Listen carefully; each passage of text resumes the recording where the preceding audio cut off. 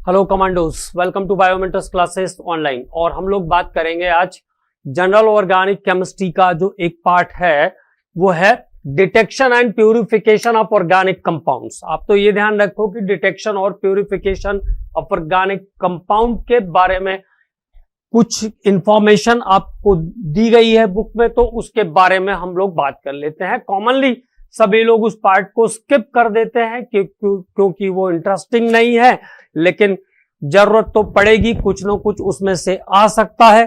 तो क्या क्या चीजें उसमें से आ सकती है उसके बारे में हम लोग आज बात कर लेते हैं। और इसी के साथ साथ मैं आपको इसी लेक्चर में थोड़ी सी बात हम लोग इन्वायरमेंटल के बारे में भी कर लेंगे। ठीक, तो हमारा ये जो हिस्सा होगा क्रैश कोर्स का ये फिनिश हो जाएगा। इसी के साथ साथ मैंने कोशिश किया है कि कोई भी लेक्चर बहुत बड़ा ना हो, बहुत स्ट्रेसफुल ना हो, इसलिए मैंने आपसे ये भी कहा था कि लास्ट के कुछ हिस्से में सभी चीजें कवर हो जाए और आपको ज्यादा स्ट्रेस भी ना हो, इसलिए मैं पीपीटी भी यूज करूंगा। और मैंने लास्ट के 3 लेक्चर आपके पीपीटी के बेस पर लेने की कोशिश की। तो इसमें भी क्या किस टॉपिक पे बात करते हैं, क्योंकि मेरा जो कंसंट्रेशन होता है वो मेन ये रहता है कि बच्चों को एग्जाम के समय में कोई स्ट्रेस नहीं होना चाहिए। पढ़ाने को तो क्या है, टीचर को कोई भी चैप्टर पढ़ाना है तो वो 10-15 दिन तक एक ही चैप्टर को पढ़ा सकता है, ऐसा कोई बहुत दिक्कत का बात नहीं है। लेकिन हमें तो एक ही सब्जेक्ट पढ़ाना है, आपको तीनों सब्जेक्ट पर इक्वल फोकस करना है, इक्वल बैलेंसिंग करनी है उसको, तो it is very difficult for the students. So इसलिए मैंने इसको भी पीपीटी से ही लिया है, इस चैप्टर को भी।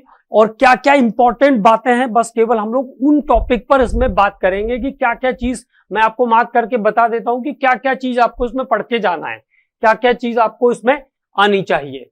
ठीक है, तो चलिए 1 बाय 1 बात कर लेते हैं कि क्या क्या इंपॉर्टेंट पॉइंट्स हैं इसमें।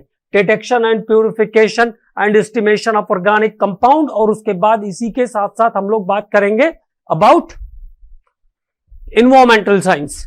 तो how to identify the carbon and hydrogen, कैसे हम आइडेंटिफाई करेंगे कार्बन और हाइड्रोजन को ऑर्गेनिक कंपाउंड के अंदर। तो कार्बन और हाइड्रोजन को आइडेंटिफाई करने के लिए हम क्या करते हैं, कार्बन और हाइड्रोजन को आइडेंटिफाई करने के लिए मतलब ऑर्गेनिक कंपाउंड अगर हाइड्रोकार्बन है तो उसके अंदर कार्बन होगा और हाइड्रोजन होगा। If the organic compound containing carbon and hydrogen, it is hydrocarbon. It is heated with cupric oxide. तो उसको हम क्या करते हैं, cupric oxide के साथ हीट करते हैं। The carbon and hydrogen present in the organic compound or hydrocarbon is heated with the cupric oxide. Cupric oxide से हीट करने पर कार्बन कार्बन डाइऑक्साइड में चला जाएगा और हाइड्रोजन वाला जो पोर्शन है वो वाटर में चला जाएगा। कार्बन कार्बन डाइऑक्साइड में चला जाएगा और हाइड्रोजन वाला पार्ट जो है वो कार्बन डाइऑक्साइड में चला जाएगा। द गैस इवॉल्व, अब कार्बन डाइऑक्साइड गैस इवॉल्व होगी और वाटर बनेगा। तो कार्बन डाइऑक्साइड गैस को क्या करेंगे, लाइम वाटर से पास कर देंगे। The gas evolve is pass through the lime water. अगर लाइम वाटर मिल्की हो जाता है, when the lime water solution turns milky, this identify the presence of carbon dioxide. अगर लाइम वाटर मिल्की हो जाता है तो ये क्या करेगा, कार्बन डाइऑक्साइड के प्रेजेंस को जस्टिफाई कर देगा। When the lime water turns milky it justify the presence of carbon, क्योंकि CO2 बनेगा और CO2 के बनने के कारण ही लाइम वाटर क्या होगा, लाइम वाटर क्या होगा, लाइम वाटर CO2 से रिएक्ट करके क्या बना देगा, CaCO3 बना देगा। और CaCO3 के बनने के साथ साथ कलर कैसा हो जाएगा, सॉल्यूशन का मिल्की हो जाएगा। तो there is the justification of the presence of carbon. अब जस्टिफाई करना है हमें हाइड्रोजन, तो हाइड्रोजन क्यूप्रिक ऑक्साइड से ट्रीट करने के बाद कहां आ गया था, वाटर में आ गया था। It is treated with the anhydrous copper sulphate. इसको हम क्या करेंगे, एनहाइड्रस, इस वाटर वेपर्स को हम एनहाइड्रस कॉपर सल्फेट पर जो वेपर्स होगी उसको कहां पे पास कर लेंगे, एनहाइड्रस कॉपर सल्फेट के पास लेके जाएंगे। तो वो एनहाइड्रस कॉपर सल्फेट जो है वो कैसा हो जाएगा, जब हाइड्रेटेड होता है कॉपर सल्फेट, मतलब जब वो वाटर मॉलिक्यूल को अब्सॉर्ब करता है तो उसका कलर ब्लू हो जाता है। It is also called blue vitriol copper sulphate 5 water. तो ये कैसा हो जाएगा, वाटर वेपर्स को एब्जॉर्ब करके एनहाइड्रस कॉपर सल्फेट 5 वाटर में चेंज हो जाएगा। Now it turns blue. अब ये कैसा हो जाएगा, नीले रंग का हो जाएगा। Now it turns blue. तो there is justification of carbon and hydrogen in the organic compound. कैसे डिटेक्ट किया, कार्बन और हाइड्रोजन, मतलब हाइड्रोकार्बन को हमने क्यूप्रिक ऑक्साइड से ट्रीट किया। क्यूप्रिक ऑक्साइड से के साथ हीट करने पर कार्बन डाइऑक्साइड में चला जाएगा और हाइड्रोजन वाटर वेपर्स में चेंज होगा, क्योंकि अभी हम हीट कर रहे हैं। ठीक है, तो क्यूप्रिक ऑक्साइड से हाइड्रोकार्बन को के साथ क्यूप्रिक ऑक्साइड के साथ हाइड्रोकार्बन को हीट करने पर कार्बन डाइऑक्साइड और वाटर वेपर्स बनेगा। अगर जो गैस इवॉल्व हो रही है उसको हम लाइम वाटर से पास कर देते हैं और सॉल्यूशन मिल्की हो जाएगा, तो it identify the presence of carbon and when the remaining vapours are treated with the anhydrous copper sulfate and it turns blue, it justify the presence of hydrogen in the organic compound. अब बात करेंगे अगले हिस्से पर, that is about sodium extract or Laisagnès extract. This is very important. ये बहुत important भी है ना। तो what is the Laisagnès extract or sodium extract and why it is prepared? क्यों बनाते हैं हम? तो देखो, organic compounds are the covalent. Organic compound कैसे होते हैं, कोवेलेंट होते हैं। ऑर्गेनिक कंपाउंड कैसे होते हैं, कोवेलेंट होते हैं। To convert organic compound into ionic compound, मतलब कोवेलेंट कंपाउंड को आयोनिक कंपाउंड में कन्वर्ट करने के लिए हम क्या बनाते हैं, सोडियम एक्सट्रैक्ट या लैसेग्नेज एक्सट्रैक्ट हम मिक्स करते हैं उस सैंपल के अंदर। सोडियम एक्सट्रैक्ट या लैसेग्नेज एक्सट्रैक्ट को हम डिटेक्टेड, जिस सैंपल को हमें डिटेक्ट करना है उसके अंदर मिक्स करते हैं। ये बात क्लियर हो गई। तो लैसेग्नेज एक्सट्रैक्ट या सोडियम एक्सट्रैक्ट हम क्यों बनाते हैं, to convert the covalent compound into ionic compound. Covalent compound को आयोनिक कंपाउंड में कन्वर्ट करने के लिए उसमें हम लैसेग्नेज एक्सट्रैक्ट मिलाते हैं। अब कैसे बनाते हैं लैसेग्नेज या सोडियम एक्सट्रैक्ट, तो small piece of sodium is taken in a ignition tube. ठीक है, small piece of sodium is taken in a ignition tube. Sodium metal के एक छोटे से टुकड़े को इग्निशन ट्यूब में लेते हैं। टेस्ट ट्यूब का छोटा बच्चा समझ लीजिए, है ना, छोटा टेस्ट ट्यूब। तो इग्निशन ट्यूब में लेते हैं। इग्निशन ट्यूब में लेने के बाद उसको हम रेड हीट करते हैं। इग्निशन ट्यूब में लेने के बाद उसको हम रेड हीट करते हैं।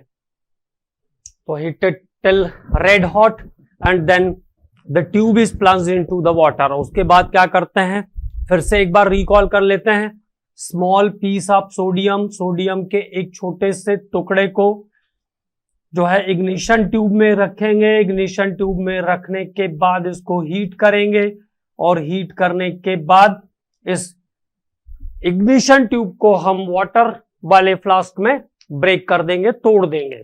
जो कंपोजिशन, जो मिक्सचर बनेगा उसको अच्छे से पहले मिक्स कर लेंगे और ग्लास को फिल्टर आउट कर देंगे और that mixture is called sodium extract. इसको हम कहते हैं सोडियम एक्सट्रैक्ट। इसका फंक्शन क्या है, सोडियम एक्सट्रैक्ट क्या काम करता है, इनऑर्गेनिक कंपाउंड को, जो कोवेलेंट कंपाउंड है उसको आयोनिक कंपाउंड में चेंज करने का काम करता है।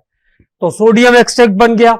अब सोडियम एक्सट्रैक्ट के बनने के बाद इसको हम डिफरेंट टाइप के एलिमेंट्स के डिटेक्शन में कैसे यूज करते हैं उसके बारे में बात करते हैं।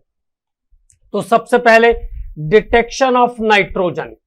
Detection of nitrogen in the organic compound. तो नाइट्रोजन को कैसे डिटेक्ट करते हैं ऑर्गेनिक कंपाउंड के अंदर, तो ऑर्गेनिक कंपाउंड लेंगे जिसमें नाइट्रोजन हो, organic compound containing nitrogen, sodium extract और उसके साथ साथ उसमें कुछ बूंदे मिलाएंगे फेरस सल्फेट की। ठीक है, याद करते चलिए मेरे साथ साथ। Organic compound plus sodium extract plus few drops of ferrous sulphate, organic compound plus sodium extract plus few drops of ferrous sulphate, then boil the mixture. उसके बाद इस मिक्सचर को हम क्या करेंगे, बॉइल कर देंगे। बॉइल करने के बाद फिर थोड़ी देर तक ठंडा होने देंगे। After some time add 1 to 2 drop of ferric chloride and 1 to 2 drop of concentrated sulfuric acid। ठंडा होने के बाद उसमें 1 से 2 बूंद फेरिक क्लोराइड और 1 से 2 बूंद कॉन्सेंट्रेटेड सल्फ्यूरिक एसिड डालेंगे।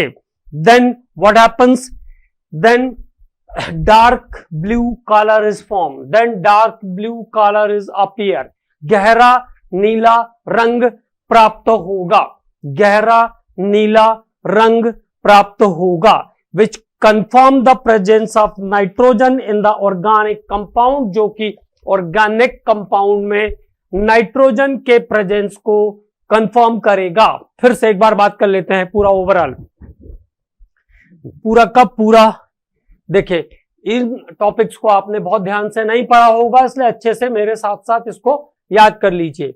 सो organic compound, naturally organic compound में नाइट्रोजन होगा तभी तो डिटेक्ट करेगा, तो organic compound containing nitrogen plus sodium extract plus few drops of sulphuric acid, then boil the mixture. इस मिक्सचर को क्या करेंगे, बॉइल कर देंगे। देन अलाउ टू कूल, थोड़ी देर तक ठंडा होने देंगे। After some time add 1 to 2 drop of ferric chloride, उसमें 1 से 2 बूंद फेरिक क्लोराइड डालेंगे and 1 to 2 drop of sulphuric acid and it gives dark blue colour, जिससे गहरा नीला रंग प्राप्त होगा। अब अगली बात जो ध्यान रखना है आपको, वो क्या ध्यान रखना है, वो ये कि डार्क ब्लू कलर किसके कारण आया, वो फॉर्मूला आपको ध्यान रखना है।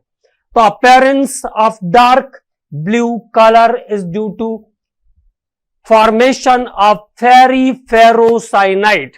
डार्क ब्लू कलर किसके कारण आता है, फेरी फेरोसाइनाइड के कारण। Fe4 FeCN whole 6 whole thrice, ferri ferrocyanide के बनने के कारण डार्क ब्लू कलर आता है।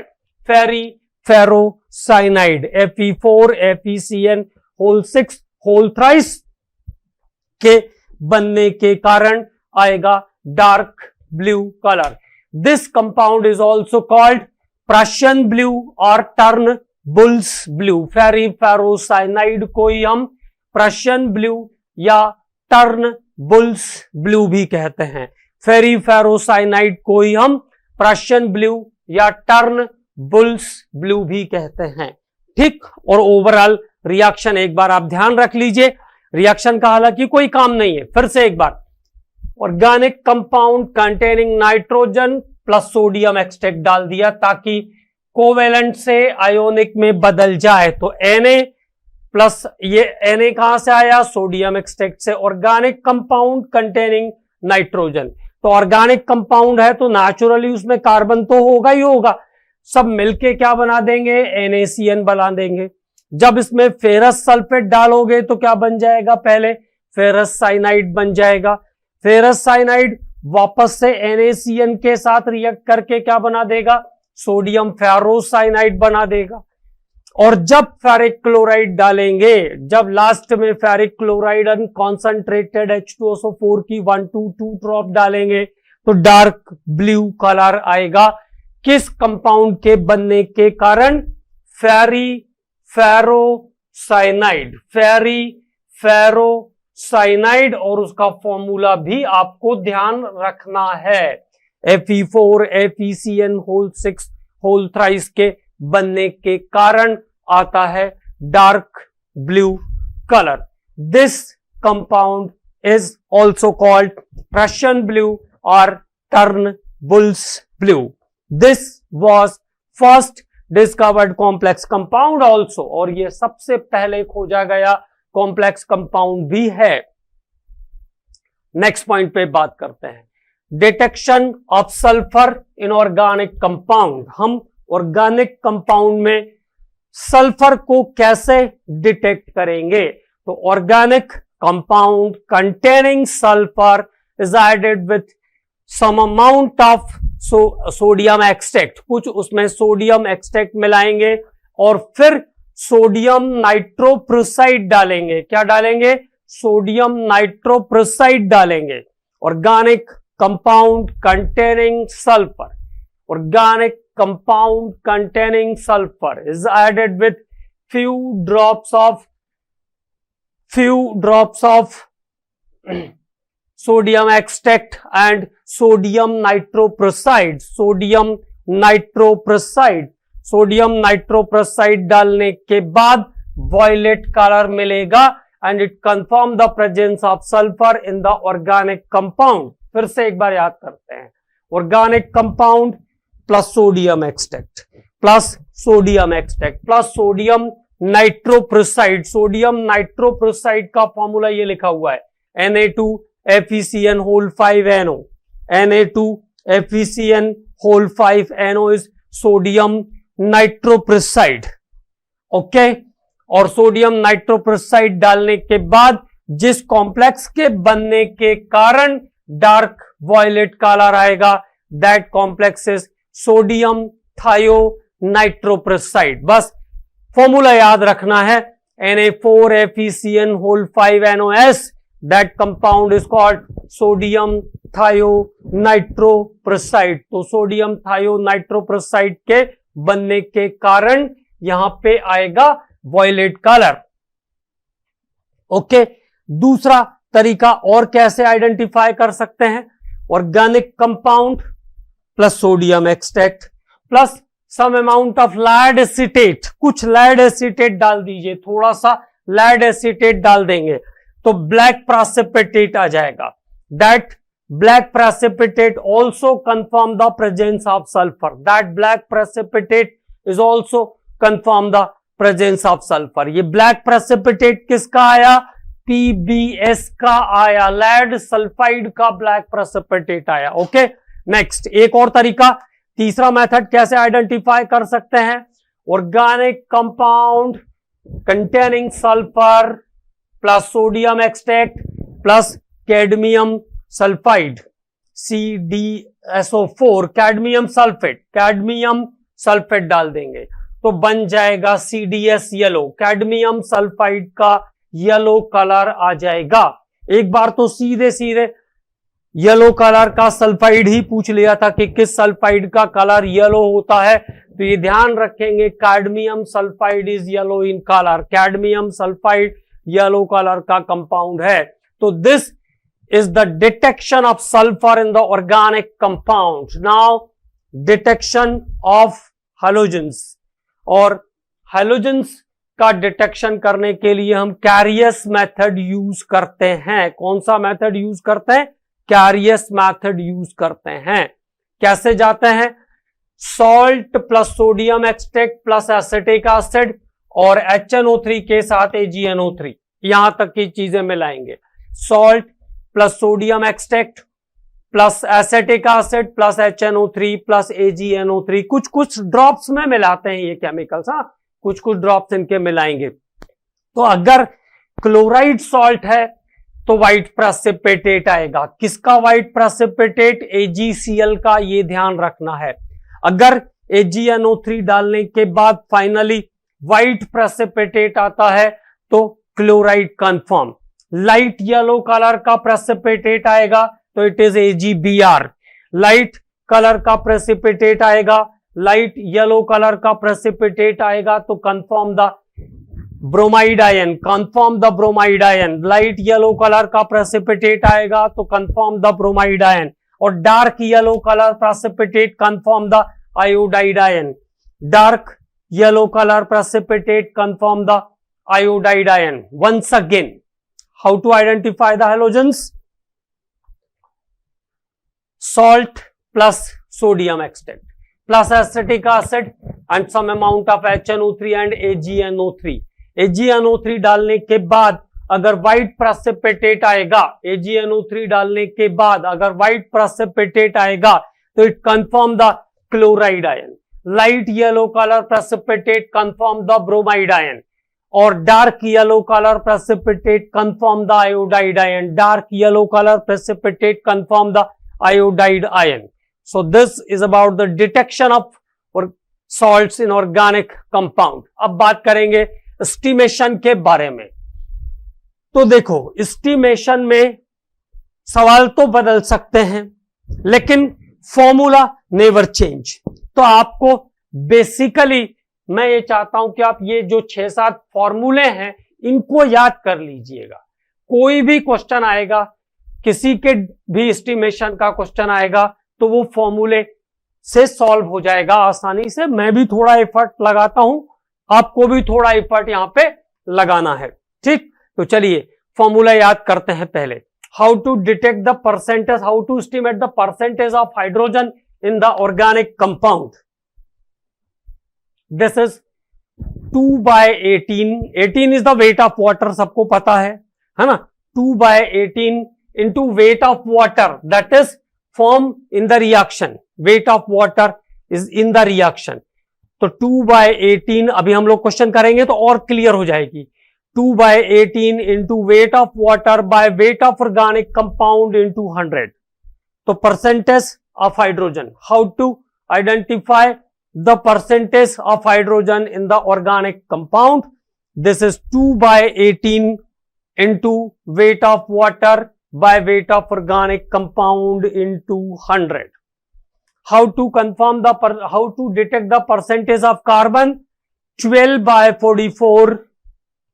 12/44 into weight of carbon dioxide formed during the reaction, weight of carbon dioxide formed during the reaction and weight of organic compound into 100. तो दो फॉर्मूले याद हो गए. चलो फिर से एक बार याद करते हैं.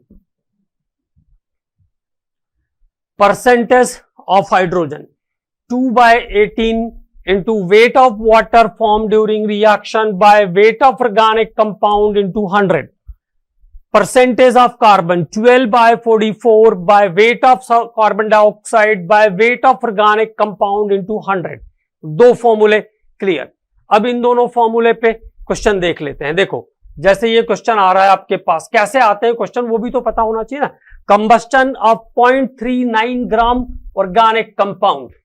0.39 ग्राम ऑर्गेनिक कंपाउंड का हमने कंबस्टन किया.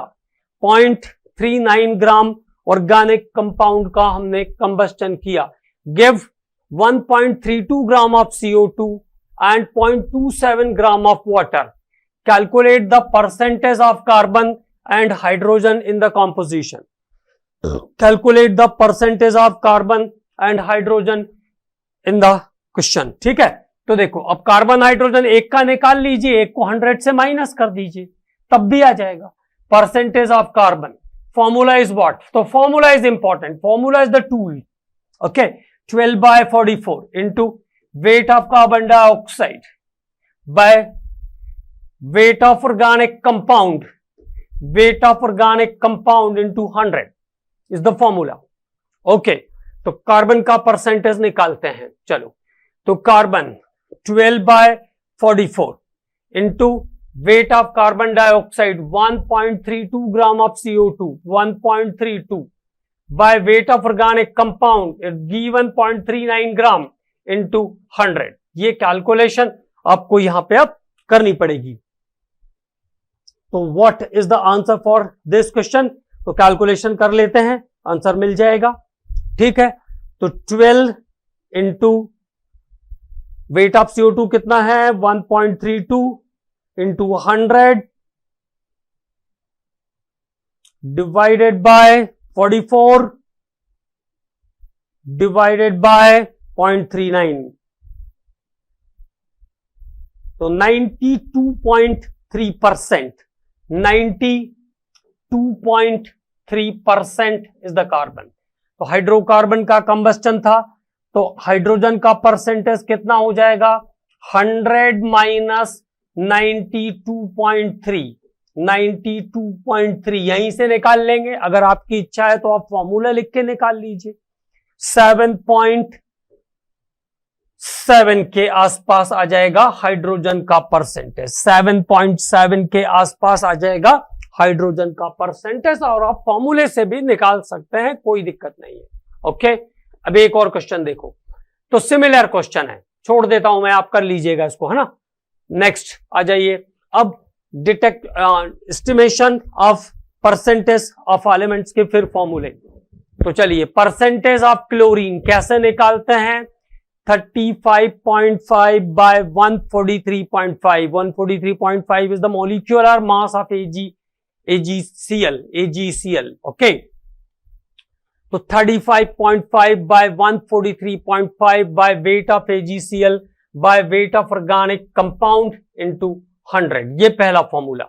Percentage of bromine 80 by 188. 80 by 188 into weight of AgBr by weight of organic compound into 100.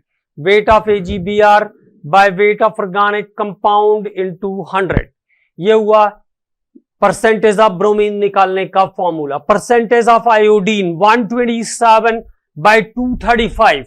127 by 235 into weight of AgI by weight of organic compound into 100. Percentage of sulphur, sulphur का percentage कैसे निकालेंगे, 32 by 233 into weight of barium sulfate by weight of organic compound into 100. Okay, now percentage of phosphorus 62 by 222. 62 by 222 into weight of Mg2P2O7. weight of Mg2P2O7 formed during the reaction. weight of organic compound into 100. तो ये फॉर्मूले सब याद रखना है। Latest जो question आया इसमें वो एक परसेंटेज ऑफ ब्रोमीन निकालने का क्वेश्चन आया था 2-3 साल पहले, है ना। तो फॉर्मूले याद रहेंगे तो किसी का भी परसेंटेज आपसे पूछेंगे आप बना लोगे। अब देखो, अब बात करते हैं एस्टिमेशन। पहला क्वेश्चन देखते हैं, estimation of 0.189 gram of organic compound give 0.287 gram of AgCl. Calculate the percentage of chlorine in the sample. तो क्लोरीन का सैंपल में परसेंटेज निकालना है, तो 35.5 by 143.5 into weight of AgCl कितना बन रहा है, 0.287 by weight of organic compound 0.189 into 100. ये हुआ सीधे सीधे। अगर आपको फॉर्मूला याद है तो आपका क्वेश्चन सॉल्व हो जाएगा। तो only here is the game of the formula, केवल यहां पे फॉर्मूले का पूरा गेम है आपके पास।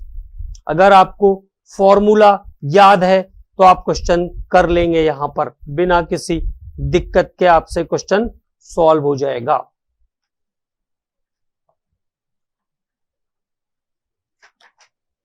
तो इसको सॉल्व कर लेते हैं। देखिए कितना आ गया, 35.5 into 0.287 into 100 divided by 143.5 divided by 0.189 तो 37.56 is the answer. 37.56 is the answer for this question. A 0.240 gram of organic compound given 0.376 gram of AgBr. तो formula percentage of bromine 80 by 188 into weight of AgBr. तो कितना AgBr का wait आया, 0.376 by weight of organic compound 0.240 into 100. अगर फॉर्मूले याद हैं तो कोई भी क्वेश्चन किसी भी टाइप का आएगा वो बन जाएगा, लेकिन क्योंकि एक्यूट फॉर्मूले हैं इसलिए याद करने पड़ेंगे। तो 80 into 0.376 into 100 divided by 188 divided by 0.240, तो 66.6% आ जाएगा, 66.6%, 66.6% is the percentage of bromine in the sample. Next question, 0.156 gram of organic compound given 0.235 gram of AgI. तो कैसे करोगे? AgI वाला formula, percentage of iodine 127 by 235 into weight of AgI 0.235 by weight of organic compound 0.156 into 100. Okay, तो यहां से आप इसका answer निकाल लेंगे, है ना। अबाउट यह आ जाएगा 81.4%, तो 81.4% is the answer for the question. Estimation of 0.32 gram of organic compound given 0.932 gram of barium sulphate, find the percentage of sulphur. तो परसेंटेज ऑफ सल्फर निकालने का फॉर्मूला हमारे पास क्या है? 32/233 into weight of BaSO4, weight of BaSO4 0.932 by weight of organic compound 0.32 into 100. Okay, तो now you will get answer for the question 40% के आसपास, 40% के आसपास इसका आंसर मिल जाएगा। ठीक है, केवल फॉर्मूले की वैल्यूज आपको पुट आउट करने आना चाहिए, है ना। 0.6 ग्राम of organic compound given 0.999 gram of 0.99 gram of Mg2P2O7, calculate the percentage of phosphorus. तो फॉर्मूला परसेंटेज ऑफ फास्फोरस के लिए 62/222 into weight of Mg2P2O7 0.999 gram bye weight of organic compound is 0.6 gram into 100। ये काम आपको करना है, आपको answer मिल जाएगा 46.5 ग्राम। 46.5 gram is the 46.5% is the phosphorus. तो केवल और केवल इन सभी क्वेश्चंस के लिए आपको फॉर्मूले याद रखना है, लेकिन अगर आपको 100% क्वेश्चन सही करने हैं तो आपको फॉर्मूले याद रखने पड़ेंगे, क्योंकि अगर कोई क्वेश्चन आया और अगर आपको फॉर्मूला याद नहीं है तो आप क्वेश्चन नहीं कर पाएंगे। ओके, तो प्रिकॉशनरी जब हमें 45 आउट ऑफ 45 सही करना होता है, अभी तो 50 आउट ऑफ 45 आपको सही करना है, लेकिन आप इस तरह रिस्क नहीं ले सकते, इंपॉर्टेंट है, क्वेश्चंस आते हैं। ठीक, अब बात करते हैं एस्टिमेशन ऑफ नाइट्रोजन। तो नाइट्रोजन के एस्टिमेशन के दो मेथड हैं, इनके नाम याद रखना है, that is Dumas method and Kjeldahl's method. कौन से दो मेथड हैं? ड्यूमा और ज़ेल्डाल।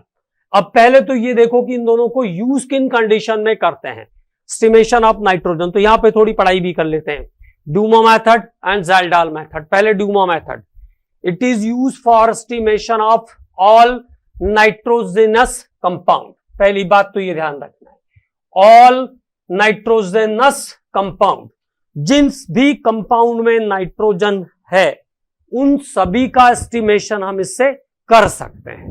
इन this process elemental nitrogen is converted into molecular nitrogen. तो elemental nitrogen is converted into molecular nitrogen by heating with cupric oxide. Elemental nitrogen is converted into molecular nitrogen by heating with cupric oxide. The resultant mixture is collected over the concentrated KOH solution. बीच से भी चीजें पूछते हैं आजकल, इसलिए मैंने एक दो लाइनें इसमें बढ़ा दिया है ना। The resultant mixture is collected over the concentrated KOH solution in the nitrometer. अब एक डायग्राम जो होगा ना बुक में, उसका डायग्राम जरूर देख लीजिएगा एक बार, तब आपको समझ में आ जाएगा नाइट्रोमीटर कहां रहता है ना। Except N2 all other gases are absorb by KOH। तो जो भी गैसेस बनेगी वो सब एब्जॉर्ब हो जाएगी केवल नाइट्रोजन को छोड़कर, क्योंकि बाकी सब रिएक्टिव गैसेस हैं, वो सब एसिडिक नेचर की गैसेस हैं, KOH के साथ रिएक्ट कर लेंगी तो वो सब एब्जॉर्ब हो जाएगी, केवल क्या बचेगा, नाइट्रोजन बचेगा। तो अब नाइट्रोजन का एस्टिमेशन हम ड्यूमा मेथड से कैसे करते हैं, उसके फॉर्मूले। तो percentage of nitrogen, volume of nitrogen in milliliter at NTP, volume of nitrogen in milliliter at NTP by 8 into weight of organic compound। सीधा सीधा फॉर्मूला है 8 into weight of organic compound। और कैसे जा सकते हैं, इसी फॉर्मूले को कन्वर्ट कर दिया है मैंने, इसी फॉर्मूले का ये कन्वर्जन है। Percentage of nitrogen 28 by 22,400 into volume of nitrogen at NTP by weight of organic compound into 100। तो पूरा फॉर्मूला ये था, इसको कन्वर्ट करके छोटा कर दिया। तो ये फॉर्मूला आप केवल एक ध्यान रख सकते हैं, ठीक है। तो ड्यूमा मेथड अभी क्वेश्चन करेंगे तो और क्लियर हो जाएगी। अब देखो 0.25 gram organic compound give 31.1 ml of nitrogen at NTP, find the percentage of nitrogen. तो find the percentage of nitrogen in the compound, find the percentage of nitrogen in the compound। तो क्या करना पड़ेगा, अब पहले फॉर्मूला, तो volume of nitrogen at NTP by 8 into weight of organic compound. तो कितना था वॉल्यूम ऑफ नाइट्रोजन, तो परसेंटेज ऑफ नाइट्रोजन कैसे निकलेगा, 31.1 is the nitrogen, 8 into weight of organic compound कितना है 0.25 ग्राम। तो कितना बचेगा 2, तो 15 के आसपास का आंसर यहां पे हमें मिल जाएगा 15.55।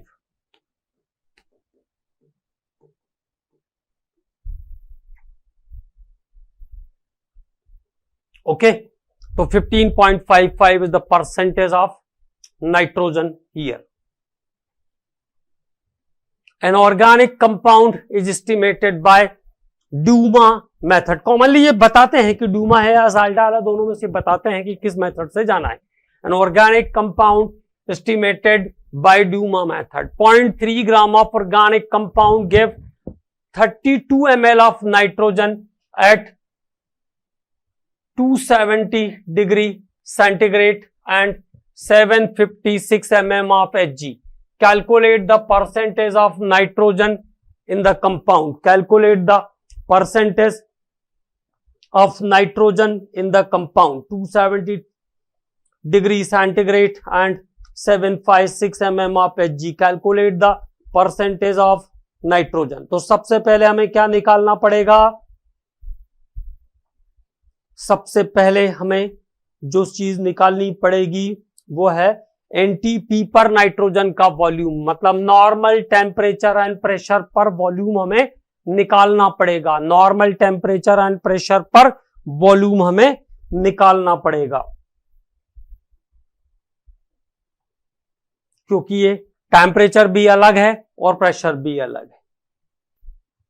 ये जो है ना, ये 27 degree centigrade actually, this is not 270, it is looking out like 270, it is 27 degree centigrade, 27 degree centigrade.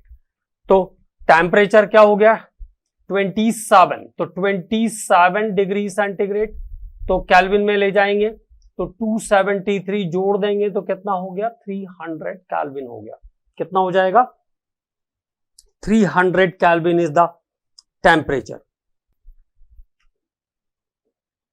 तो P1 V1 bye T1 equal to P2 V2 bye T2। यहां से हम क्या करेंगे, पहले NTP पर वॉल्यूम निकालेंगे। तो V2 हमें कैलकुलेट करना है, क्या कैलकुलेट करना है, V2 हमें कैलकुलेट करना है। तो V2 इक्वल टू क्या हो जाएगा, P1 V1 T2, P1 V1 T2 bye क्या बचा आपके पास P2 T1, P2 और साथ में क्या बचा T1 बचा, P2 और साथ में क्या बचा, T1, P2 के साथ T1। तो प्रेशर कितना है, गिवन प्रेशर कितना है 756। वॉल्यूम कितना है, गिवन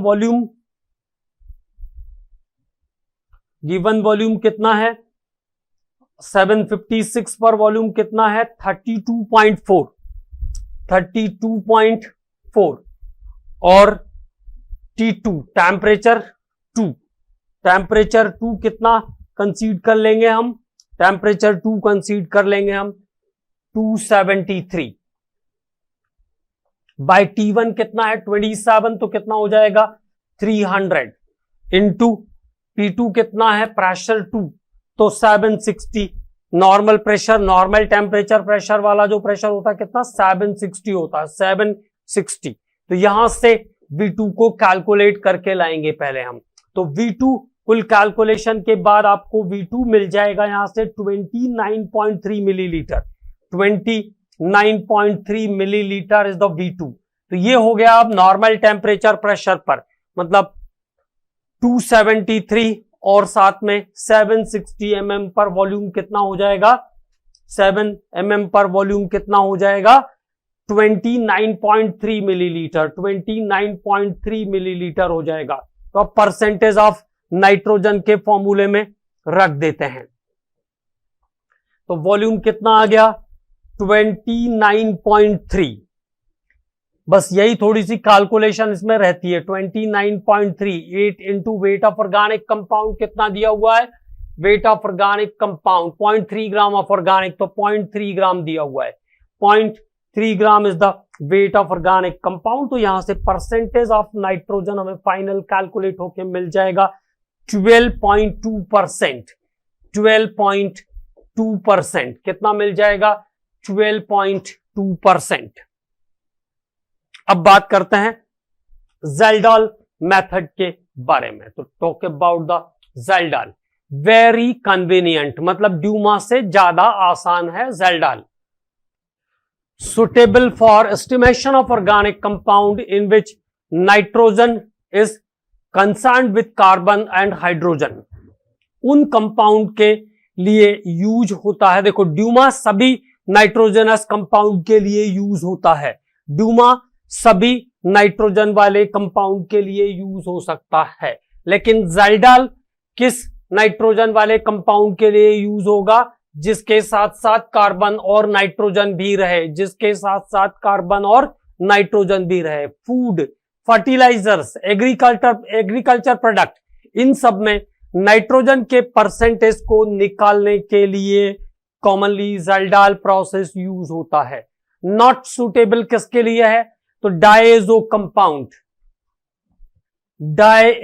कंपाउंड, पाइरिडीन, क्विनोलाइन और एजॉक्सी कंपाउंड्स के लिए सुटेबल नहीं है, ये भी पूछ सकते हैं। In this process nitrogen containing organic compound is heated with concentrated sulfuric acid in the presence of copper sulfate. Okay, the produced ammonium sulfate, the produced ammonium sulfate is decomposed by the alkaline ammonia. तो जो ammonium sulphate बनेगा उसको कहां पे decompose कर देगा, alkali ammonia में decompose कर देगा। तो अमोनिया के बेस पर नाइट्रोजन का परसेंटेज यहां पे कैलकुलेट होगा। Now the formula is percentage of nitrogen 1.4 into milli equivalent of acid neutralised by ammonia. वो अमोनिया एसिड के कितने मिली इक्वालेंट को न्यूट्रलाइज करेगा, because ammonia is the base.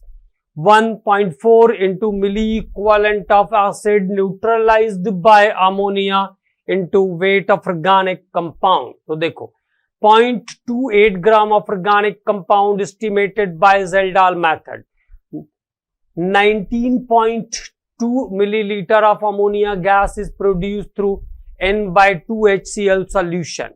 Where is the completely neutralized percentage of nitrogen अब आपको चाहिए यहां पर। तो percentage of nitrogen by Zeldal process, nitrogen का परसेंटेज ज़ेल्डाल मेथड से हमको निकालना है। तो पहले क्या काम करेंगे, मिली equivalent of acid neutralise by ammonia. सबसे पहला काम क्या करेंगे, मिली equivalent of acid neutralise by ammonia, ये कैलकुलेट करेंगे। तो ammonia N into V, normality कितनी दी हुई है N/2, 1/2 रख देता हूं मैं, और अमोनिया का वेट कितना दिया है 19.2, तो कितना आ जाएगा ये 9 दूनी 18, तो 9 कितना बचा 1, 9.6 कितना आ गया, वो अमाउंट आपका 9.6 आ गया, द अमाउंट इज 9.6। तो परसेंटेज ऑफ नाइट्रोजन, अमोनिया ने कितने एसिड को न्यूट्रलाइज कर दिया, 9.6 को न्यूट्रलाइज कर दिया, तो आ जाएगा 1.4 into milli equivalent of acid neutralised by ammonia is 9.6 by weight of organic compound कितना है 0.48, वेट ऑफ ऑर्गेनिक कंपाउंड कितना है 0.48। तो now here the percentage of nitrogen in the sample is 28%। अब यहां पे नाइट्रोजन का परसेंटेज आपको मिल जाएगा 28। ओके, तो इंपेरिकल फॉर्मूला और मॉलिक्यूलर फॉर्मूले के बारे में, तो कार्बन और हाइड्रोजन का कॉम्पोजिशन निकाल लेंगे, यहां से इंपेरिकल और मॉलिक्यूलर पे आप चले जाएंगे। अगले टॉपिक पे हम लोग बात करते हैं about purification of the compound, about purification of the compound. तो यहां पे एक्यूरेटली आपको ये ध्यान रखना है कि कौन सा मेथड किसके प्यूरिफिकेशन में यूज होगा। सबसे पहले सब्लिमेशन, तो सब्लिमेशन का मतलब क्या होता है, what is the meaning of sublimation, when a solid is converted into vapors and the vapors are converted into the solid is converted into the vapors and the vapors are again converted into the solid। मतलब वो substances जिसमें Sublime होने की property होती है, मतलब जिसके solid, जैसे मान लो एक मिक्सचर है 5 कंपाउंड का, लेकिन उसमें एक ही के अंदर 5 में से एक ही ऐसा मेंबर है जो सबलाइम करता है, तो हम क्या करेंगे, उस मिक्सचर को हीट कर देंगे, जिसके अंदर सब्लिमेशन की प्रॉपर्टी है वो वेपर्स के फॉर्म में उड़ जाएगा, उसको मैं दूसरे बर्तन में कलेक्ट करके सॉलिडिफाई कर लूंगा, तो देयर इज द सब्लिमेशन। तो किसके लिए यूज होगा, उन कंपाउंड के लिए जिनमें सबलाइम होने की प्रॉपर्टी होती है, and that compounds are camphor, naphthalene, indigo, benzoic acid, iodine and ammonium chloride. Examples ध्यान रखेंगे, naphthalene is purified by the sublimation. सीधा क्वेश्चन आएगा कि बेंजोइक एसिड या नेप्थालीन या इंडिगो को आप कैसे प्यूरिफाई करोगे, तो bye sublimation। iodine is purified by the sublimation। okay, so the compound in which property of sublimation is purified by the sublime, जिसमें sublimation की प्रॉपर्टी है, उसको कैसे जाएंगे, उसको कैसे प्यूरिफाई करेंगे, sublimation से। सिंपल डिस्टिलेशन, बस एक पॉइंट ध्यान रखना है, greater difference in the boiling point, stable at the boiling point, which contained non-volatile impurities, जिसमें non-volatile impurities होगी। Mixture of miscible liquid in which there is difference of the boiling point, यही वाला point को ध्यान रखना, 40 degree या उससे ज्यादा का डिफरेंस होगा बॉइलिंग पॉइंट का, 40 डिग्री से ज्यादा का बॉइलिंग पॉइंट का डिफरेंस होगा। पूरा याद नहीं कर पाओगे तो केवल इसलिए मैंने बोला कि इतना ध्यान रखना है, जहां पे 40 डिग्री से ज्यादा, आप ऐसा समझ लो, greater difference in the boiling point is purified by the simple distillation. जैसे बेंजीन और एनिलीन, अगर बेंजीन के साथ एनिलीन मिला हुआ है तो हम सिंपल डिस्टिलेशन यूज करेंगे। बेंजीन एंड नाइट्रोबेंजीन, कॉमनली ये बहुत इंपॉर्टेंट एग्जांपल है, बेंजीन और nitrobenzene are purified by answer है सिंपल डिस्टलेशन। एक का बॉइलिंग 80 और एक का 211। Chloroform and aniline is also purified by simple distillation. तो जहां पर ऑर्गेनिक लिक्विड के बॉइलिंग पॉइंट में ह्यूज डिफरेंस होगा, there is huge difference in the boiling point of the organic liquid, it is purified by the simple distillation. Examples are very important. Benzene और nitrobenzene कई बार पूछा जा चुका है।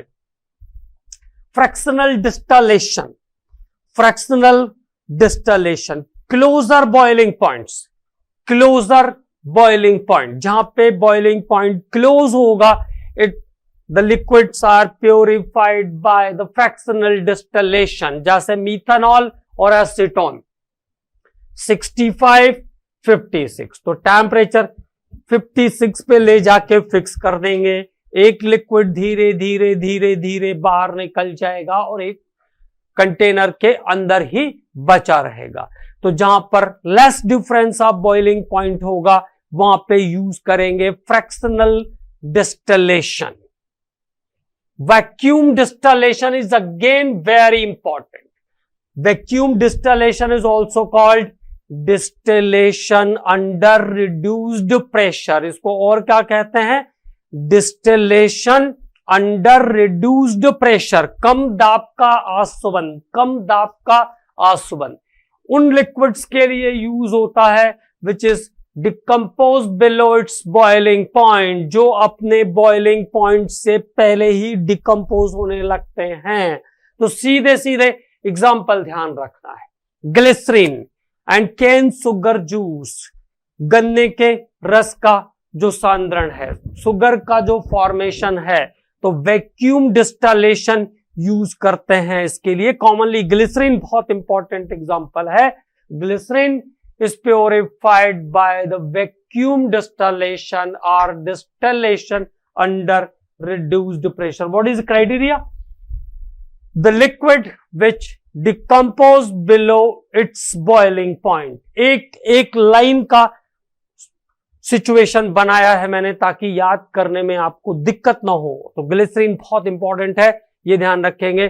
ग्लिसरीन सीधे याद कर लो, glycerine is purified by the vacuum distillation और distillation under reduced pressure. Okay, next one again steam distillation बहुत इंपॉर्टेंट फिर से, क्योंकि एनिलीन आपके सिलेबस में है, तो सीधे सीधे ध्यान रखेंगे। Aniline is purified by the steam distillation. अब स्टीम डिस्टलेशन किन लिक्विड्स के लिए करते हैं? For the purification of organic liquid which are insoluble in water. जैसे आप समझ लो तेल और पानी, ऑयल एंड वाटर एक दूसरे के साथ मिक्स नहीं होते हैं, लेकिन अगर आप किसी बर्तन में तेल और पानी को एक साथ मिला दो, मिला तो सकते ही है ना, मिक्स नहीं होंगे वो एक अलग बात। हमने तेल में पानी में तेल डाल दिया और उसको हीट करिए, तो थोड़ी देर के बाद जब आप देखेंगे तो तेल भी गायब हो जाएगा, पानी भी गायब हो जाएगा, दोनों उड़ जाते हैं। ठीक, तो स्टीम वॉलाटाइल जो होगी चीजें, the things which is steam volatile, the things which is steam volatile are purified by the steam distillation. Examples are very important. Aniline, oils, scented oils, ऑर्थोनाइट्रोफेनॉल और पैरानाइट्रोफेनॉल को भी अलग अलग करने के लिए हम क्या करेंगे? स्टीम डिस्टलेशन यूज करेंगे। ऑर्थोनाइट्रोफेनॉल, तो ऑर्थोनाइट्रोफेनॉल में कौन सा हाइड्रोजन बॉन्डिंग होता है? इंट्रामोलिक्यूलर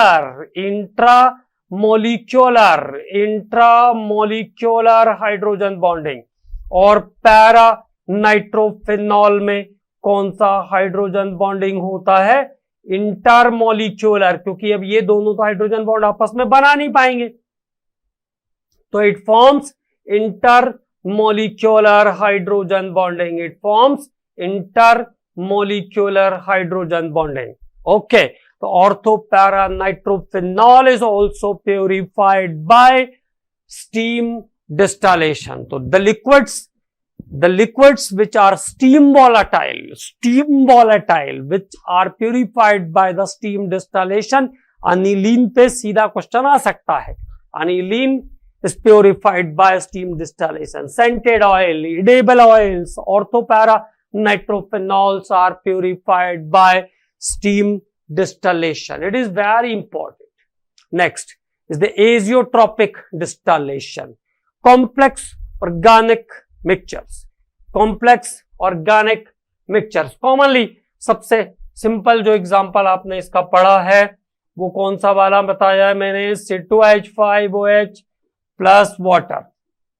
जब ये पॉजिटिव डेविएटिंग हो जाता है 95.57% इथेनॉल प्लस 4.43% वाटर.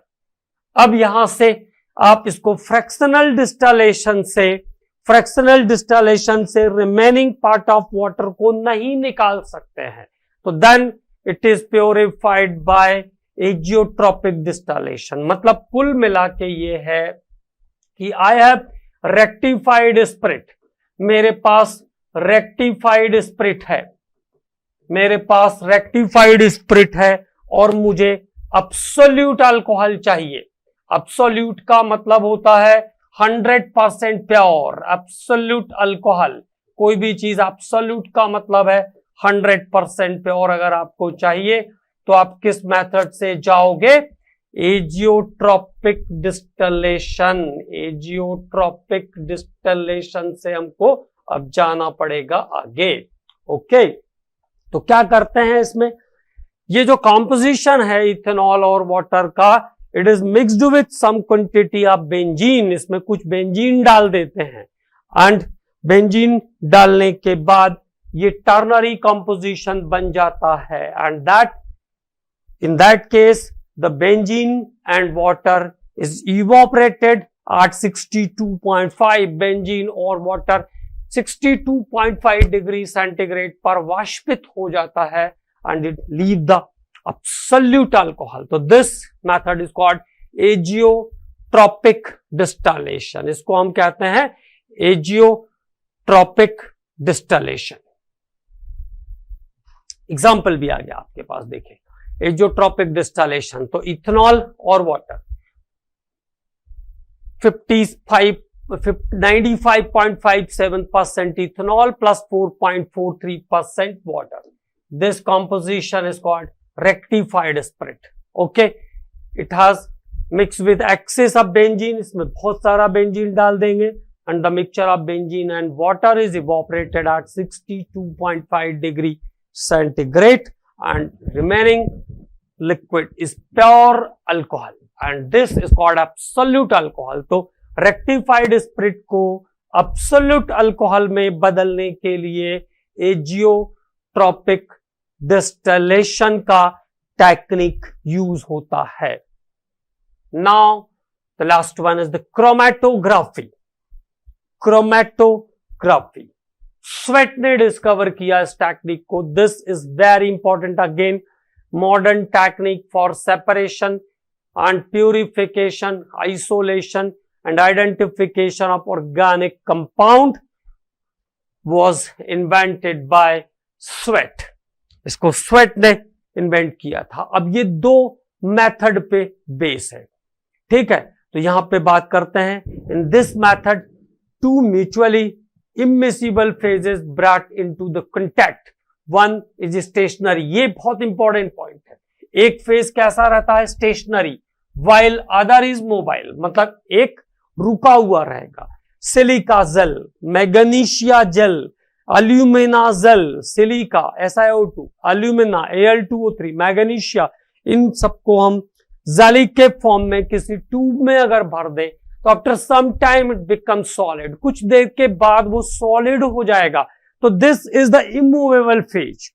और जिस ऑर्गेनिक लिक्विड को हमें प्यूरिफाई करना है उसको तो बाहर निकालना ही पड़ेगा ना, तो इट इज मोबाइल फेज. तो ये बहुत इंपॉर्टेंट पॉइंट है, इसमें ध्यान रखेंगे. Stationery phase is solid, a tightly bounded liquid. Okay, while mobile phase is liquid और गैस। जो मोबाइल फेज है वो कैसा है, लिक्विड या गैस होता है। ठीक है, तो when stationary phase is solid, the chromatography is known as adsorption chromatography. जब एक जो स्टेशनरी फेज है वो सॉलिड होगा तो then the chromatography is known as adsorption chromatography. अब हम बात कर रहे हैं एक एग्जांपल कॉलम क्रोमेटोग्राफी के बारे में। तो इसमें एक ग्लास कॉलम लेंगे और इस ग्लास कॉलम के अंदर हमने क्या किया, पहले सिलिका या मैग्नीशिया जेल को भर दिया और वो थोड़ी देर के बाद सॉलिड हो जाएगा। इट इज एडजॉर्बेंट और it is act as a adsorbent. और उसके बाद उसमें हम ऑर्गेनिक लिक्विड को डालेंगे। लिक्विड को डालने के बाद सॉल्वेंट भरेंगे उसमें। तो सॉल्वेंट भरने के बाद क्या होगा, वो अपनी डेंसिटी के बेस पे अलग अलग जगह पे चला जाएगा। जैसे मान लो 4 लिक्विड है, डेंसिटी के बेस पे वो अलग अलग चला जाएगा। तो हम उसको कई बार कलर भी आ जाता है, तो अगर लिक्विड्स में कलर आ गया तो और ज्यादा आसानी से उसको हम बाहर में निकाल सकते हैं। तो जितने भी लिक्विड्स का कलर होगा तो एक कलर निकाल लेंगे, फिर दूसरा निकाल लेंगे, फ्लास्क में तीसरा, चौथा। तो this technique is called column chromatography. तो when stationary phase is solid the chromatography is known as adsorption chromatography. ये इंपॉर्टेंट पॉइंट है, इसको ध्यान रखेंगे। एडजॉर्बेंट क्या क्या यूज कर सकते हैं, आ गया वो चीज, सिलिका, एल्यूमिना और magnesia gel as a stationary phase. Solvent में क्या क्या यूज कर सकते हैं, carbon tetrachloride, chloroform, ethanol, acetone and benzene. The process of extraction of adsorb component from adsorbent. Adsorb component को मतलब जो लिक्विड जो आपके कंपाउंड है उसको निकालने के फिनोमेना को हम कहते हैं evolution. The process of recovery of the adsorbent adsorbate is called illusion. Thin layer chromatography। तो thin layer chromatography में क्या होता है इसको देख लीजिए। Involve using a layer of adsorbent on plastic or glass plate। तो प्लास्टिक या ग्लास प्लेट के ऊपर जहां पे भी जगह मिले वहां पे एक मार्क बनाएंगे। Small amount of mixture is spotted. Small amount mixture को स्पॉट कर देंगे और उसको बिना सॉल्वेंट में डिप किए हुए, मतलब ये हिस्सा केवल टच करना चाहिए सॉल्वेंट को, only touch in the solvent. Okay, और जब सॉल्वेंट धीरे धीरे ऊपर चढ़ेगा तो ये कलर भी डिस्पर्स होके थोड़ा ऊपर चला जाएगा।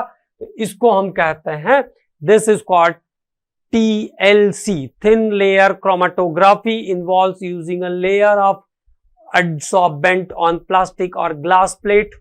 A small amount of mixture is spotted on the adsorbent and it is placed in suitable solvent, but spot is not covered by solvent। spot जो है वो solvent उतने ऊपर तक solvent नहीं आना चाहिए कि वो spot को cover कर दे।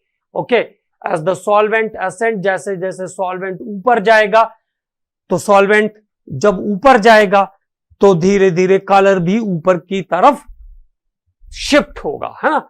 The simple sample is distributed between moving liquid phase and stationary solid phase. और वो प्लास्टिक के ऊपर या कागज के ऊपर जहां पे भी आपने लगाया है धीरे धीरे क्या होगा, वो ऊपर चला जाएगा। ओके, और यहां से हम रिटेंशन फैक्टर निकाल सकते हैं। तो इसको ध्यान रखेंगे, एक formula retention factor, distance travel by the compound and distance travel by the developing solvent. मतलब जो कंपाउंड था, जो स्पॉट था हमारा, उसका कलर कितने ऊपर तक गया और सॉल्वेंट कितने ऊपर तक गया, उससे रिलेशन है इसका। तो distance travel by the compound and distance travel by the developing phase, developing solvent is the retention factor. अब एक लास्ट, पार्टीशन और पेपर क्रोमेटोग्राफी। पार्टीशन और पेपर क्रोमेटोग्राफी। तो देखो यहां पे जो दोनों फेजेस है ना वो मोबाइल होंगे, ये ध्यान रखना है, क्योंकि जो वाटर रहता है उसके अंदर जो कैपिलरीज रहेगी उसमें जो पानी, उसमें भी पानी रहता है present. In this method mixture of substances are separated by means of partition by mobile phase and stationary liquid phase, stationary liquid phase, ये ध्यान रखेंगे, ये इंपॉर्टेंट पॉइंट है यहां पे। In this method mixture of substances are separated by means of partition by mobile phase and stationary liquid phase.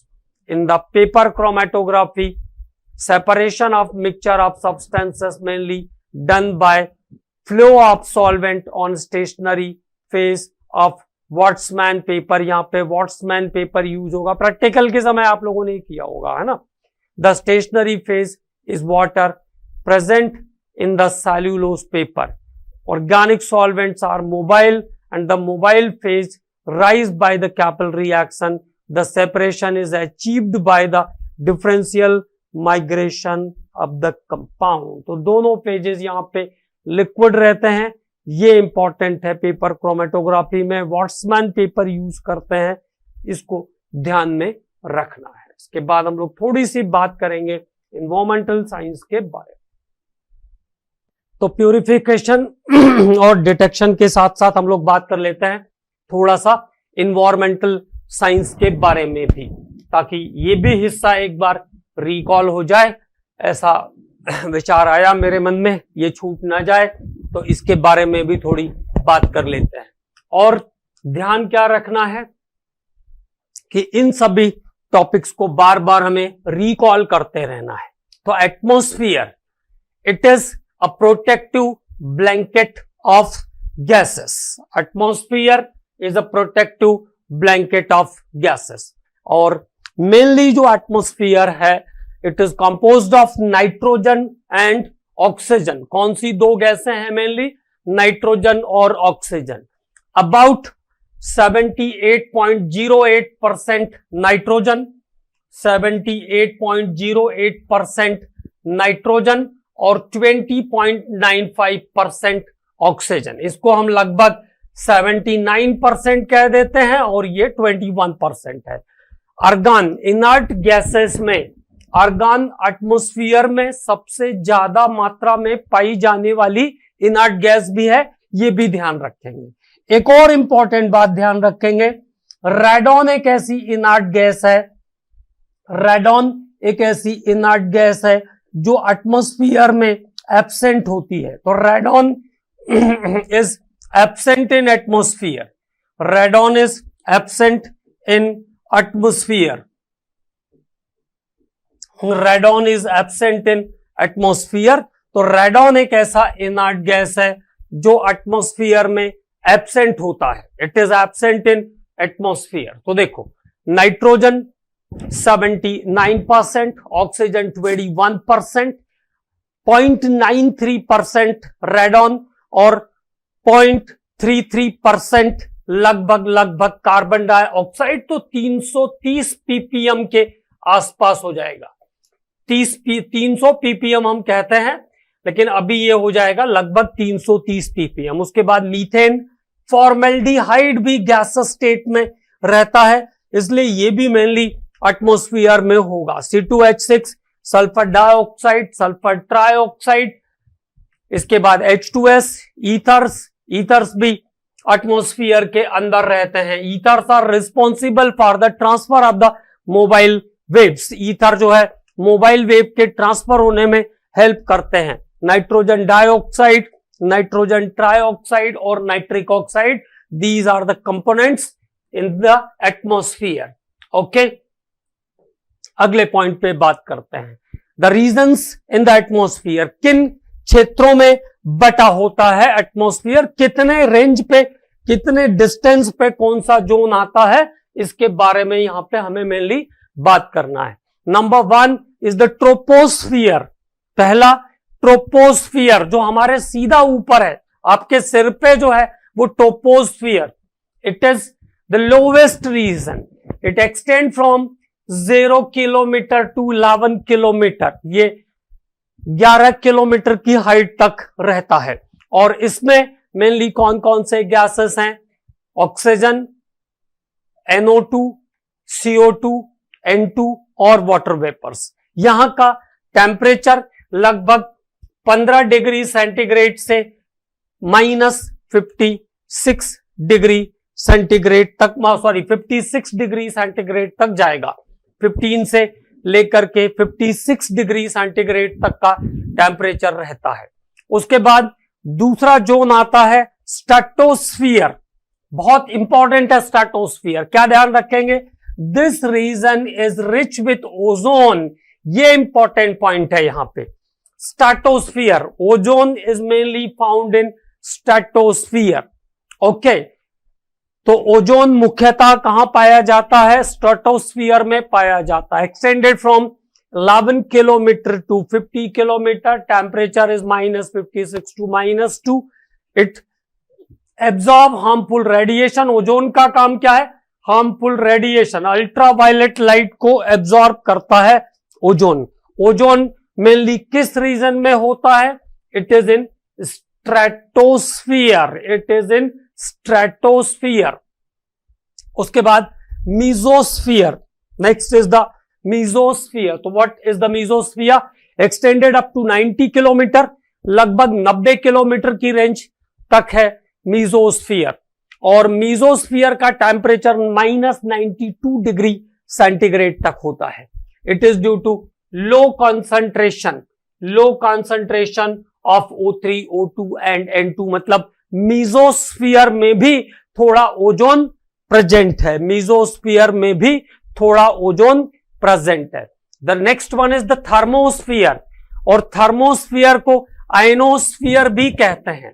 Thermosphere is also called ionosphere. Extended up to 500 kilometre, लगभग 500 kilometre की range तक रहेगा। And its temperature is -92 degree centigrade to 1200 degree centigrade. It is due to the bombardment of O2 and N2। यहां पे O2 और N2 एक दूसरे के साथ कॉलिजन करते हैं, and molecule and atomic species by energetic particles such as electron, proton, मतलब फ्री इलेक्ट्रॉन, प्रोटॉन यहां पे रहेंगे, जो कि बम्बार्डिंग के थ्रू नाइट्रोजन को नाइट्रोजन प्लस और ऑक्सीजन को ऑक्सीजन O2 को O2 प्लस में कन्वर्ट करते हैं। आयनोस्फीयर भी इसको कहते हैं, ये ध्यान रखना है। अब पोल्यूशन, पहली बात आई एयर पोल्यूशन। तो पोल्यूशन का मतलब है कि नेचुरल कंपोनेंट का, जो किसी सब्सटेंस के अंदर जो नेचुरल कंपोनेंट हैं, जब वो डिस्टर्ब होते हैं तो we are say that it is polluted, उसमें कुछ पोल्यूशन है। तो अब पोल्यूशन में सबसे पहले प्राइमरी पोल्यूटेंट, तो harmful substances that are directly enter in the atmosphere. Harmful substances that is directly enter in the atmosphere is the primary pollutant. Sulphur dioxide, जैसे रिफाइनरी से निकलती है सल्फर डाइऑक्साइड, बर्निंग से निकलेगी कार्बन मोनोऑक्साइड, फ्यूल के burning से carbon monoxide, carbon dioxide, H2S, nitric oxide और ammonia. Refrigeration में भी अमोनिया का बहुत सारा यूज होता है। तो these substances are the primary pollutant. इसके बाद सेकेंडरी पॉल्यूटेंट। सेकेंडरी, जब प्राइमरी पॉल्यूटेंट एटमॉस्फेयर में आता है तो वो कुछ केमिकल रिएक्शन करके क्या करेगा? सेकेंडरी पॉल्यूटेंट बना देगा। It reacts in atmosphere to form secondary pollutant. जैसे सल्फर डाइऑक्साइड एयर में आया तो उसने ऑक्सीजन से रिएक्ट करके क्या कर दिया? सल्फर ट्राइऑक्साइड बना दिया। तो sulphur dioxide is the primary, जो डायरेक्ट आया था एटमॉस्फेयर में। जैसे कोई रिफाइनरी है, वो सल्फर डाइऑक्साइड गैस निकाल रही है, पेट्रोलियम रिफाइनरीज जो होती है उसमें सल्फर डाइऑक्साइड गैस का निकलना एक कॉमन फिनोमेना है, तो ये हुआ प्राइमरी। अब सल्फर डाइऑक्साइड एटमॉस्फेयर में आया तो ऑक्सीजन से रिएक्ट करके क्या करेगा? सल्फर ट्राइऑक्साइड बना देगा। तो sulphur trioxide is the secondary.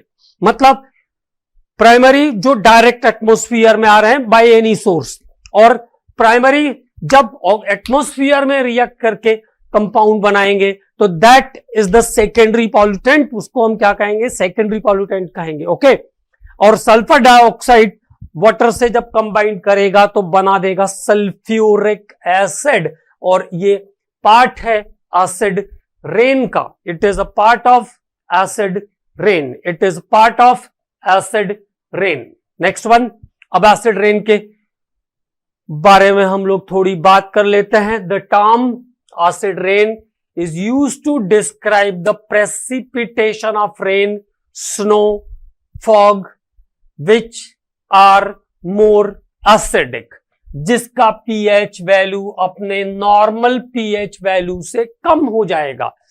और एसिड रेन का pH होता है अबाउट 3.5 to 5.6, 3.5 to 5.6। अब एसिड रेन बनाने के लिए जिम्मेदार केमिकल क्या क्या है? What are the chemicals which is responsible for the formation of the acid rain? तो carbon dioxide react with water to form H2CO3, carbonic acid. NO2 react with water to form HNO3, nitric acid and nitrous acid. Sulphur trioxide, तो all the secondary pollutant react with water, ये तो primary है, ये दोनों secondary है, react with water to form acid. और जब rain में एसिडिक प्रॉपर्टी बढ़ेगी, मतलब रेन का पीएच कम हो जाएगा नॉर्मल से, तो उसको हम क्या कहेंगे? एसिड रेन कहेंगे। और एसिड रेन का पीएच लगभग 3.5 से लेकर के 5.5 की 5.6 की रेंज में रहता है। तो this is about acid rain. Next one, smog. Smog is very important term. तो what is the smog? Fog, जैसे ठंड के दिनों में हमारे यहां भी फॉग रहता है, इंडिया में भी फॉग देखने को मिलता है ठंड में, इन सो मेनी रीजंस।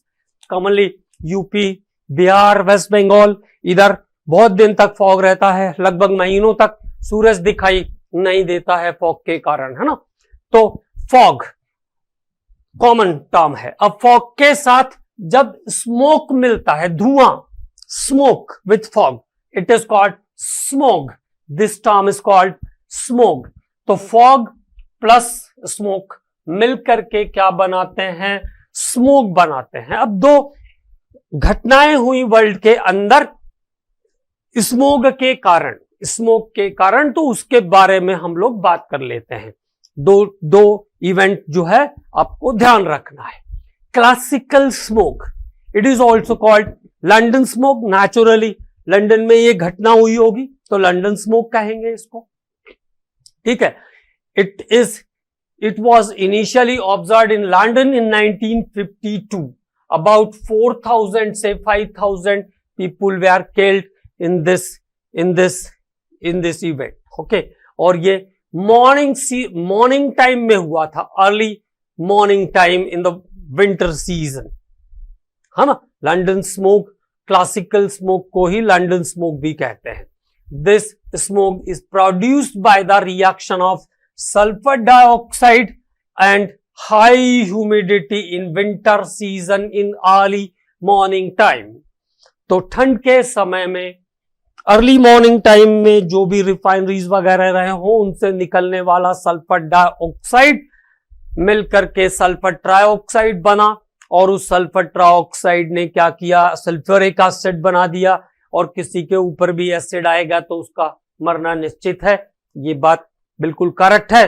तो smoke is produced by the reaction of sulphur dioxide and high humidity in winter season early in the morning, it produce the acid. And one of the other, photochemical smoke, it is also called Los Angeles smoke, okay। 1950 में formed by the combination of smoke plus dust plus fog plus oxide of nitrogen and hydrocarbons. There are so many chemicals. तो smoke plus dust plus fog plus oxide of nitrogen and hydrocarbon, it observed in sunlight due to photochemical reaction। तो sunlight के अंदर photochemical reaction के कारण nitrogen dioxide और nitric oxide का formation, इसके कारण अब देखो यहां पे ये जो आपके केमिकल्स हैं, इनने फाइनली मिलकर के क्या किया? ओजोन बना के दिया। और ओजोन अगर कीटोन से रिएक्ट करता, ओजोन अगर अल्कीन से, हाइड्रोकार्बन इज द अल्कीन से रिएक्ट करेगा तो कीटोन बनाएगा। और कीटोन्स जो है वो O2 के साथ रिएक्ट करेंगे तो क्या बनाएंगे, वो बना देंगे आपके कार्बोनेट जैसे बना देंगे केमिकल्स, और वो नाइट्रिक ऑक्साइड नाइट्रोजन डाइऑक्साइड के साथ रिएक्ट करके एक केमिकल बनाता है पर ऑक्सी एसिटाइल नाइट्रेट, जिसको हम शॉर्ट फॉर्म में PAN भी कहते हैं। तो PAN का फॉर्मेशन करता है। PAN is a chemical that causes the breathing trouble, और PAN यहां पे इसको पॉली एक्राइलोनाइट्राइल में समझिएगा, है ना। पॉली एक्राइलोनाइट्राइल नहीं है, ये पॉलीमर नहीं है, it is परऑक्सी acetyl nitrate, परऑक्सी acetyl nitrate, परऑक्सी acetyl nitrate. और परऑक्सी एसिटाइल नाइट्रेट जो है वो ब्रीदिंग ट्रबल क्रिएट करता है, और ब्रीदिंग अगर प्रॉपर नहीं होगी तो भी पर्सन ज्यादा देर तक सरवाइव नहीं कर पाएगा। तो this is the Los Angeles smoke. Reason of Los Angeles smoke is formation of PAN, peroxy acetyl nitrate, which causes the breathing trouble. Then greenhouse effect, increase in temperature, जैसे अभी इस बार तो एकदम सडन टेम्परेचर बढ़ गया था मार्च में, तो this is due to the greenhouse effect. Carbon dioxide component बहुत इंपॉर्टेंट है यहां पे।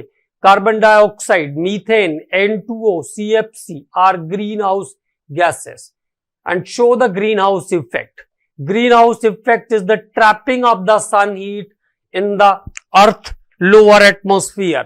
Lower atmosphere मतलब जो हमारे ऊपर है, ठीक उसमें क्या होता है, इन गैसेस के कारण, इन गैसेस के हीट को ट्रैप करने के कारण टेम्परेचर बढ़ जाता है। This is the greenhouse effect, this is the greenhouse effect. इस घटना को हम कहते हैं ग्रीन हाउस इफेक्ट। अब बात करेंगे ओजोन लेयर डिप्लेशन। तो अल्ट्रावायलेट रेडिएशन जब आएंगे तो अल्ट्रावायलेट रेडिएशन को आने से रोकता है ओजोन।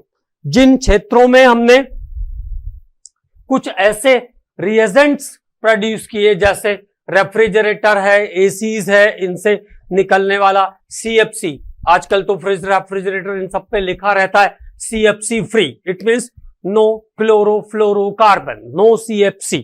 बट जब यूज करते थे हम CFC तो उस CFC ने क्या किया, स्ट्रेटोस्फीयर में ओजोन का कंसंट्रेशन कम कर दिया। This is called ozone layer depletion. इस घटना को हम क्या कहते हैं, ओजोन लेयर डिप्लेशन। इसके कारण अर्थ के ऊपर अल्ट्रावायलेट रेडिएशन का आना बढ़ा, and it causes the different type of cancer in the human beings and in other species.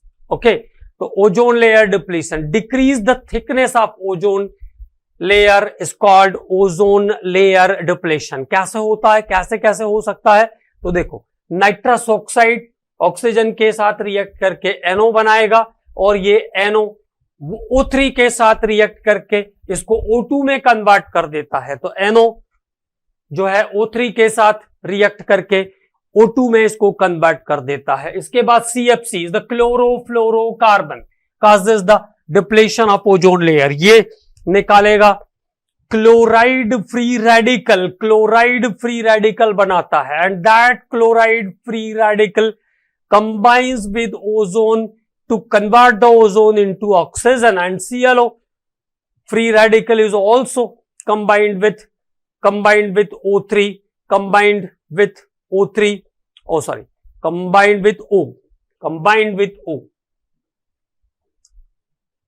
with O to form Cl and O2। तो यहां से जो ओजोन था वो बेसिकली CFC भी उसको ऑक्सीजन में कन्वर्ट करता है, और नाइट्रिक ऑक्साइड भी उसको ऑक्सीजन में कन्वर्ट करता है। तो ओजोन का जो लेयर है वो ऑक्सीजन में गया तो ऑक्सीजन मूव कर जाएगा और ओजोन का कंसंट्रेशन कम हो जाएगा। This is called ozone layer depletion. Because of this harmful carcinogenic UV rays are filtered through the ozone layer, finally penetrate the layer and reach to the earth, और इसके कारण ozone layer का जब depletion हो गया, ozone layer जब गल गई, तो ओजोन कहां पे आ गया, अर्थ के ऊपर आना शुरू हो गया। ओके, और it causes the different type of cancers. इसके बाद थोड़ी सी बात कर लेते हैं बीओडी के बारे में, biological oxygen demand. It is amount of oxygen needed by aerobic biological organism to break the organic matter present in the water। जितना ऑक्सीजन ऑर्गेनिज्म को चाहिए कि वो अपना जो फूड मटेरियल है उसको वो ब्रेक करके सिंप्लीफाई कर पाए, उसको हम कहते हैं बीओडी। और प्रेजेंटली वाटर के अंदर ऑक्सीजन का कंपोजिशन बहुत ही कम हो गया है। तो it is amount of oxygen needed by aerobic biological organism to break the organic matter present in water. Organic matter को ब्रेक करने के लिए जितना मिनिमम क्वांटिटी ऑफ ऑक्सीजन चाहिए उसको हम कहते हैं BOD. It is an indicator of the water pollution level, और ये वाटर पोल्यूशन लेवल को भी बताता है। More the BOD more is the pollution, more BOD more the pollution level, more the pollution level in water, okay, water bodies। इसके बाद BOD के बाद COD, chemical oxygen demand, the amount of oxygen required to oxidize the organic matter। जो organic matter है water के अंदर, उसको decompose करने के लिए जितना ऑक्सीजन डिमांडिंग होगा उसको हम कहेंगे COD। the amount of oxygen required to oxidize the organic matter present in impure water is called COD। तो एरोबिक ऑर्गेनिज्म को जितना ऑक्सीजन चाहिए अपना फूड मटेरियल डिकम्पोज करने के लिए, वो BOD, this is called biological oxygen demand. और the amount of oxygen required to oxidise the organic matter present in the impure water is called chemical oxygen demand, COD। So this is the important points related with the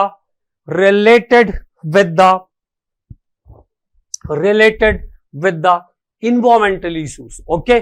और normally pollution हम लोग बचपन से पढ़ते हुए आ रहे हैं तो थोड़ा बहुत तो आइडिया रहता है। PAN ध्यान रखेंगे, ओजोन लेयर का डिप्लीशन कैसे होता है वो ध्यान रखेंगे, क्लासिकल स्मोक और लॉस एंजल्स स्मोक को ध्यान रखेंगे। यहां पर केमिस्ट्री में इतनी चीजों की जरूरत आपको पड़ेगी। नॉर्मली अगर एडॉन कोई क्वेश्चन आता है पोल्यूशन का तो वो बिल्कुल सिंपल फॉर्मेट में ही रहेगा, आज तक ज्यादा बार क्वेश्चन भी नहीं आया है, तो जो भी चीज आएगी वो आपको बन जाएगी, कोई दिक्कत नहीं, ओके।